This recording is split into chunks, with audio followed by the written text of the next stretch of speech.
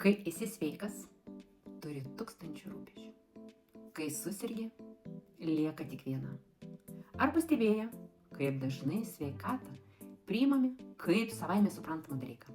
Skubame, bėgame, dirbame, sprendžiame 10 problemų per vieną dieną.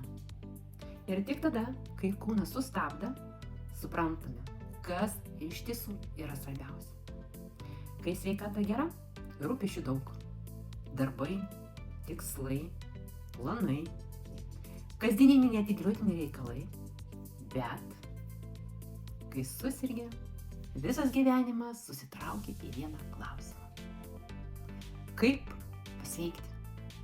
Todėl šiandien, kol dar gali, rūpinkis savimi taip, kaip rūpintumėsi artimiausiu žmogumi. Maitinkis taip, kad kūnas gautų jėgų, ne tik kalorijų.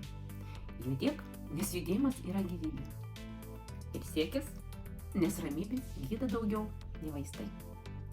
Gerk vandens, rūpinkis žarnynu, gerbk savo kūno ribas. Tavo kūnas yra tavo namai visam gyvenimui.